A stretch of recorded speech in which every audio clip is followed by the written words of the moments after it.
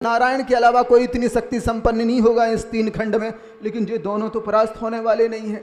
जब युद्ध के बाद जब हनुमान जी मुस्कुराने लगे तो कहा कि ये सहायता नहीं करता, मुस्कुरा रहा है।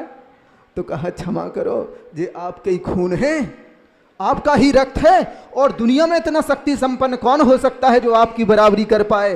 कहता ना कि पुत्र पिता से सवाया होता है, बस ये आपके ही हैं और इस कारण आपसे पराजित नहीं। वही तो हम कहते हैं आचार्य विद्यासागर जी के पूज्य मुनि श्री सुधा सागर जी महाराज पुत्र हैं, पिता के से बढ़ के पुत्र सवाया होता है, वे पुत्र की भांति है, किसे नहीं होगा। जब क्षत्रियों का खून है, जब अगर वो नहीं होते तो संदेह में आता कि आचार्य विद्यासागर का शिष्य कोई इतना अनुभवी है कि नहीं, इतना प्राण शक्ति संपन्न है कि नहीं। तो जब वो हुए तो कहा कि हाँ यही आचार्य विद्यासागर जी के ही शिष्य हैं, क्योंकि बाप से लड़का सवाया होता है, नियम रहता है। जब तो वह है तो कोई दुनिया में कह सकता है अपने आप में उनका वीर। हमने जब पद्म पुराण पढ़ा तो लगने लगा कि वही वीर छलकता है जो रामचंद्र जी का वीर लवकुश के रूप में था, तो वही आचार्य विद्यासागर जी का वीर मुनीष पुंगव श्री सुधा सागर जी के रूप में रहा। नियम है यह, बिल्कुल पक्का मानो आप। यह जब तक अंदर लड़ता है सबकी बुद्धि का विषय नहीं बनता। जब मालूम चला कि सिद्धांत इस ढंग का है, गिने चुने इस पूरे सृष्टि में पुरुष होते हैं जिनके अंदर का वीर इतना होता है कि सारी परिस्थितियों के बाद भी वह उनका वीर ऐसा उछाल मरता है जो लवकुश की भांति रहता है। पिता से भी मिलेंगे तो गले से नहीं मिलेंगे, तीरों कमान से मिलते हैं, क्योंकि उनका वीर इस ढंग का रहता है।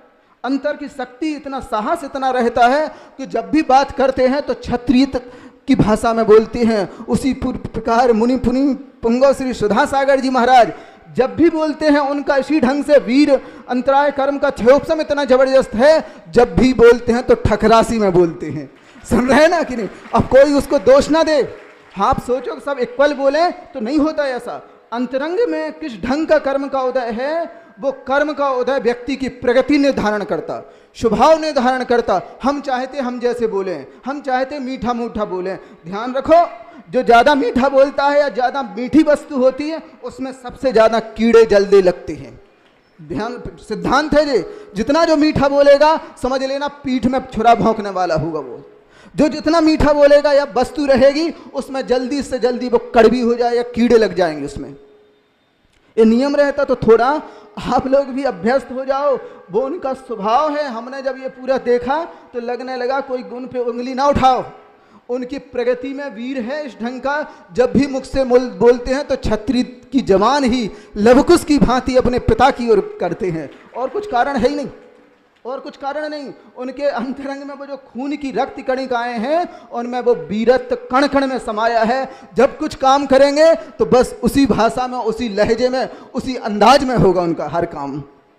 सुन रहे ना। इसलिए हर किसी व्यक्ति को सोचो, कंपेयर करो आप कि एक से होंगे तो नहीं होंगे। एक पूरे सृष्टि में वर्तमान के समय में 1-2 ही होते, ज़्यादा नहीं होते। 100 साल की इस पीरियड में 1-2 होते तो एक तो आचार्य विद्यासागर जी हो गए और एक पूज्य मुनि पुंगव श्री सुधा सागर जी हैं, और पुनः दूसरा कोई होने वाला नहीं। अभी 100 साल के आगामी पीरियड में पुनः कोई जन्म लेगा। लेकिन ध्यान रखो इस भीषण पंचम काल में जो हिरास की ओर है, हर 100 साल में 1 ही 2 होंगे।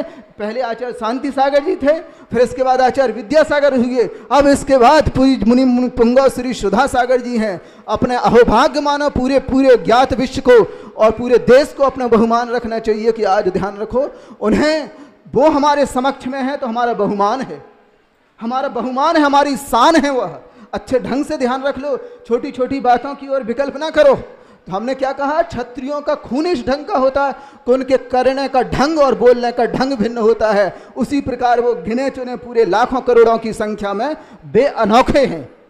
समझ रहे ना। जैसे आचार्य महाराज अनोखे थे, ऐसे वे दूसरे हिस्सा प्रतिनिधि के रूप में वे भी अनोखे ही हैं। इसलिए बिल्कुल अच्छे ढंग से सिद्धांत को, सरम सिद्धांत को समझ लो कि ऐसे विरले व्यक्ति रहते हैं, उनका स्वभाव ऐसा होता है और इससे ही पूरे संसार में तब्दीली आती है। आप देख लो पूरे के पूरे इतिहास को उठा कर देखो, उनके 40, 42, 46 साल हो गए ना दीक्षा लिए उन्हें।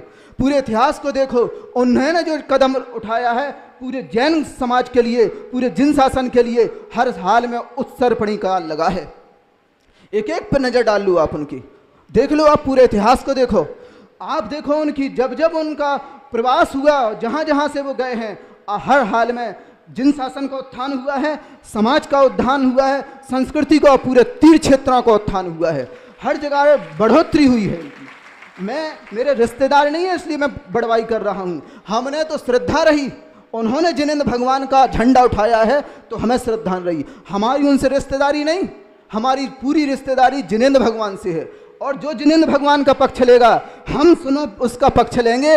हमें पूरा गौरव है कि वो आज पूरे देश के लिए, पूरे समाज के लिए गौरवपूर्ण स्थिति में है। और उनके कारण आज ध्यान रखो, रगों में जो खून दौड़ रहा है, अगर जिनेंद्र भगवान के प्रति बहुमान पैदा हुआ है तो पूज्य सुधा सागर जी के कारण हुआ है।